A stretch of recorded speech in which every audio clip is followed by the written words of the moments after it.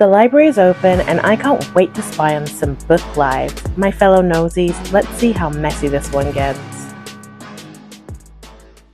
Solace by Anne Modkins. This one does have some triggers, but I couldn't find them listed on the book, so I'm just going to say the ones that I can remember. Stalking type behaviour, violence by an ex, cheating, miscarriage, attempted murder, and also alcohol abuse, drug abuse, drugging of another person, and a rape. So it does have quite a lot of triggers. I am going to include spoilers in this one. Spoilers? So if you don't want to have any spoilers in your review, you're going to have to give this one a miss because I'm going to mention a bunch of things that happened in the book. I don't feel like I can review this one without saying more. Robin and David. Robin has been through a public and a humiliating breakup. She's a model slash actress, and the person that she was with was a rapper, so it was of course on social media and that kind of thing. The relationship has badly damaged her trust to the point that she doesn't really trust herself or her own judgment anymore when it comes to relationships. And also, to make matters worse, she has this ex who will not just go away easily, and he continues to bring complications to her life. David is a heavyweight champion. He keeps running into Robin and he likes her, but he also has his own secrets that he has been dealing with. Firstly, his ex, who cheated on him with his best friend and ended up marrying him. He walks in on them, and so this has made him shy away from relationships since. He's just been doing him because he didn't really want to get into anything serious after such a massive betrayal. Straight into the things that I didn't like, and warning, this is going to be long. Robin is a famous actor. David is the heavyweight champion of the world. Not only that, but they are surrounded by famous people too, like especially with Robin. Her dad is in the music industry, or I think he's a producer. Her sister is a famous singer, and her best friend slash sister is a famous singer as well. And David's brother is a music producer, and Robin's mom is a well-known socialite. I can't remember if she has a job that's like also famous, but basically they are extremely famous people that are hanging around with each other. However, they are only famous when the author wants them to be. There's countless times when they're out and about, even when their relationship becomes official, no one snaps pictures of them. They're not on social media, but then randomly they might be. There's only one time that I can think of that someone asked anyone for an autograph, and there was one incident of asking for a photograph, but really nothing else. They don't walk around with security. Then when they're at events and they're walking red carpets, there are reporters asking questions, and all of a sudden they need to take like these back exits to avoid paparazzi. But realistically, with such famous people all hanging around each other, you would expect them to have to be avoiding it a little bit more. I guess Anne did not want this to get in the way of her story, but it's just really bizarre. And because this book is so long, it is extremely long, it makes this issue seem more glaringly obvious. If this was like a 250 page book, 280 page book, then you could just ignore it, but it's so extensively long that it just has neon flashing signs saying, what the hell is going on? They're supposed to be famous. There is a point where Robin's ex is doing a lot of dangerous things. He is constantly calling her, and at one point he finds out where she lives and he attacks her. He puts his hands on her, and everybody finds out, like all of her family, all of her friends. Dylan, David, and Mike try to look for him right after the incident. They don't find him, and then that's just it. Nobody encourages her to go to the police to get a restraining order. The thing is, she could even just move house because she's famous, because she has resources, and a massive support system, she can afford to move house to somewhere else, but that doesn't even happen. And then after this happens, he says that he doesn't want to see her with someone else, and if he does, it's gonna be so much worse for her. But then he doesn't seek her out again after this. He does end up in hospital 2 weeks later, but during that 2-week period, he does not contact her. He does not try to do anything. And someone who has been displaying these types of behaviors and escalating to the point where he's actually put his hands on her and strangled her, this is very hard to believe that he just disappears. He does not reach out again. Luke is David's brother, and he is a really terrible brother. The whole book, he's just a bad vibe. He does a lot of mean-spirited things, but it's just really glossed over, like it's just a little oopsie, until near the end where it's found out that he's done something very heinous, and then he gets beaten up, but that's it. And also there's really no reason for him to be like this.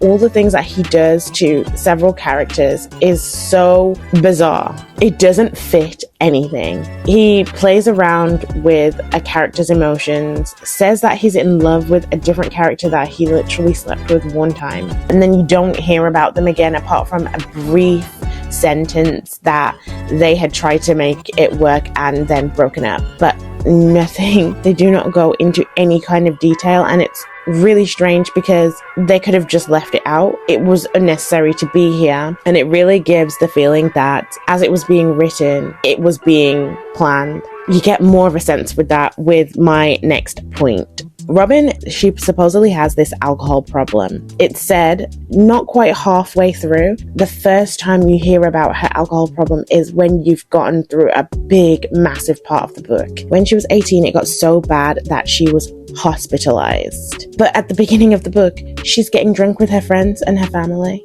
And she gets drunk throughout the entire book, but nobody bats an eye, and they act like it's not even an issue. She's even offered alcohol by characters. She's drinking all the time, and she's drunk a lot, but it's not framed as this is part of her alcohol problem. It's not part of her alcohol addiction. Actually, one character even says something like, oh, she used to have a problem with alcohol, but she only drinks occasionally now, as if that's completely fine and acceptable for someone who is dealing with an alcohol addiction. At one point, another character even says that they're worried about her and think that she's back to drinking, but then nobody confronts her about this, and they just go about their daily business, and she still continues to drink in front of them. Nobody says anything. And David even encourages her to go onto a podcast called Drunken Thoughts, where you drink and talk about topics while you're buzzed. It's just so crazy that they're dealing with really serious topics so frivolously. It's just ridiculous. And on top of that, this podcast in question is David's ex. It's her podcast. She is obviously getting tipsy during this podcast that David has told her to go on, knowing that she has battled with alcohol addiction. And then he says that he is disappointed because she had gotten into an altercation with his ex, who is actively trying to get back into his life and clearly still wants him. At no point did he think that mixing alcohol with an alcoholic who is confronted with your current man's ex who still wants him was going to go anywhere but left. It was guaranteed to go left. There's no other direction that could have gone in. And then later on in the book, we're told that Luke is the one that gets her back on alcohol because he offers her some alcohol during a low point. Why all of a sudden is the drinking a problem when it hasn't been a problem the entire book, and she's just been drinking willy-nilly and they haven't dealt with anything in any kind of delicate way? I really, really didn't like the constant additions of actual famous people because it made it feel more like a fanfic. Not just that, but it was really upsetting that they kept mentioning Chris Brown when we're actually dealing with a character who has gone through a domestic violence situation. I don't really want to call it domestic violence since he is an ex and not a current partner, and they weren't living together, they weren't together at all, but just just for the sake of argument, let's just call it domestic violence. And then Chris Brown's her bestie. Okay, he's not her bestie, but like, she knows him. It's alluded that they sort of grew up together in the industry and that they're good friends, and he's mentioned quite a couple of times.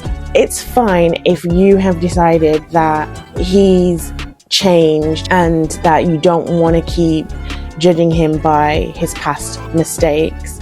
However, if you are dealing with domestic violence, it's a bit careless to have someone who has been accused and evidence has been shown of him badly beating a girlfriend.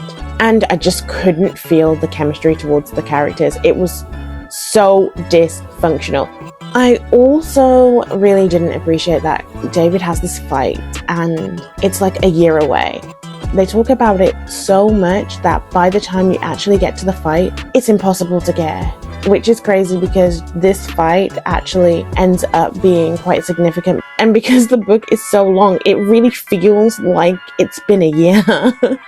That you've been waiting for it and then you just don't care when it gets there. When David and Robin split up, he keeps mentioning how he can't keep fighting for someone who won't fight for him, or he can't keep fighting for someone who's over him and all of this kind of thing. But he's doing nothing. He's doing nothing to fight for her. Later on, he does kind of try a little bit more, but at this point where he keeps talking about how he can't fight for someone, mate, your girlfriend has just caught you in bed with another woman and your fighting is sending a text here or there and some flowers on Valentine's Day. It's not gonna cut it. And I can't believe that he would even think that it would. I would be way more accepting if this was like a YA, and even then I would be like, ugh. But these are grown people. Also, David has IED. He's supposed to be on medication, which he doesn't take at all in this book. He's not on anybody's couch, and he's constantly having these blackout episodes, explosive episodes, which is crazy considering he is a boxer. Like, he is a heavyweight champion. He really knows what to do with his hands, and it could lead to death, and yet he's out here blacking out and crashing out left, right and center on multiple people and not being able to hold himself back. He's having to have other people step in and pull him off of the other person because he can't control himself, yet he won't take his medicine. And it's never discussed. Like, okay, there's like one point where someone says, "Are you taking your meds?" And that's it. That is it. That's all you get. It's the same with so many of these issues that this author wants to bring up and then barely deal with them. It feels barely researched, cared about, just thrown in because she wants some tension. It'd be good for the plot, and it really isn't because you haven't dealt with it in a way that it needs to be dealt with. Again, Robin has an alcohol issue and there's alcohol left, right and center. She's getting drunk all of the time and there's not one AA meeting in sight. No one ever confronts her and says, "Why are you drinking?" Even when she decides that she needs to go ahead and get herself help, the response of another character is, "Are you sure about this?" I wish I was making it up. Another thing I really detested was that there was so much mentioning of tears streaming down faces. Tears streamed down her face. Tears streamed down his face. Tears streamed down Robin's face. Tears streamed down David's face. Tears streamed down her face. And I am not playing. I actually wish that I had like counted off all the times that tears streaming down someone's face was mentioned. I bet it's well over 100. It's crazy how many times this line was uttered, yet no one even attempted to do anything about it until the very, very end of the book. These people had money, resources, very strong support systems, and still could do nothing but have tears streaming down their faces, and no one wanted to get help until the absolute end of the book. And it's really only Robin that seems like she did some serious work, but it's mostly off page. It feels like a cliff note. Oh, she went to therapy, it went well for her. She went to rehab, oh, it was amazing. This never ending story was not a slow burn, but a slow murdering of my will to live as it dragged me kicking and screaming to its lackluster finish line. It really had no right to drag on and on and on, only to end like this. Like I said at the beginning, Robin had this stalker ex who was escalating his behavior, and then he gets shot. We get a little one-liner saying, oh, her dad did it, and then he never appears again. Did he die? Is he alive? I don't know. I'm pretty sure the author doesn't know either, because she didn't even think about it beyond it just helping her plot to move along. This story could have been done in less than half the time. It's one of those stories where it seems like lots of things happen, but really nothing is happening. Okay, so let's go to the things I liked. Let's end positively. This book was good at creating side characters. Like, both of the moms were characters, especially Emery, which was David's mom. She felt like a real person and gave little tidbits of advice and guidance when it was necessary. Dylan was a ride or die friend. She was a really, really good friend to Robin. She really saved Robin's life a couple times with how she wouldn't allow Robin to just push her away. She was going to do a pop-up visit, guaranteed to drive by and make sure her girl was good. She was a really, really good friend. I am so glad that these two characters ended up together, because they can leave everybody else alone and they can just sit in their own dysfunction together and leave everybody else in peace.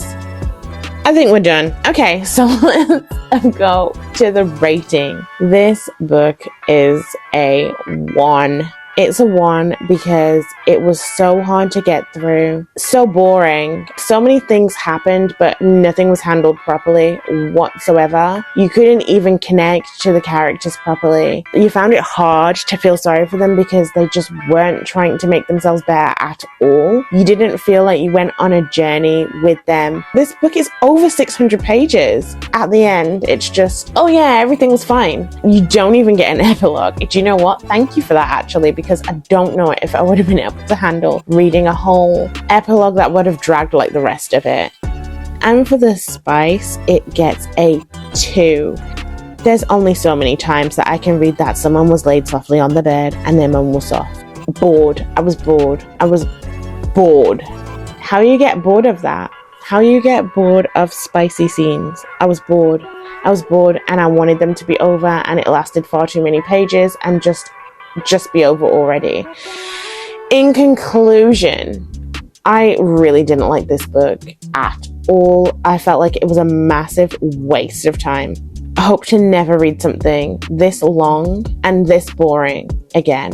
Now we're done. On to the next.